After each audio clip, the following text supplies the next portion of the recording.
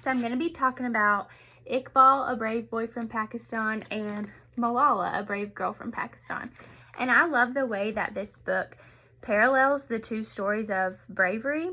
So I looked up the author Jeanette Winter to get a little background, and while she's not an own voice author, she is a white woman, but she does extensive research and her stories are inspired.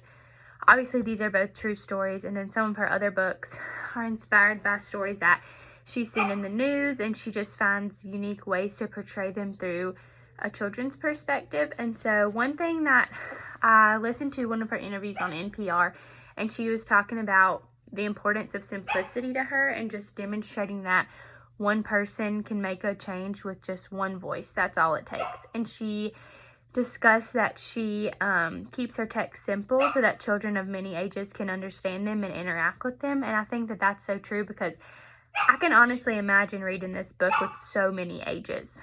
So to talk about Malala's story first, I really liked this illustration where it shows the girls are in school and they're being really brave by just going to school, because the Taliban is already so against them and they are making it very known, like, we do not want women going to school. So I love that they're in the clouds, like it's like looming over them. And I like how in red is Malala's words and things that she has said and what she has said when she speaks out. And so another one that I would just love to talk about with my students is just her bravery. So this part of her speech comes after she has been shot by the Taliban while just trying to go to school. And it's in red on this page. They thought that bullets would silence us, but they failed. One child, one teacher, one book, one pen can change the world. And I think that that is so true. Like, just to instill that confidence in our students that all it takes is you and wanting to make a change. And then I love this page. I think this is like the most important page in the book, and the illustration is so powerful because Iqbal is in gray. He looks like a ghost because he lost his life fighting for what he believed in. And I had heard of Malala's story and I knew of her situation, but I had actually never heard Iqbal's story, and I just can't even fathom being a 4-year-old child and having to go work in a factory of those circumstances. So I love the quote that was on both the beginning of Malala's story and the beginning of Iqbal's stories. Let us not pray to be sheltered from dangers, but to be fearless when facing them. So it's obviously in life, it's not realistic to be away from all dangers, but it's important to be fearless and to be brave, even when it's not always the easiest thing to do.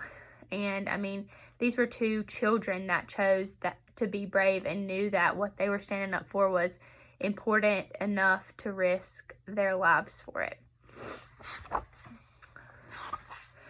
And I also think that it's very powerful to think about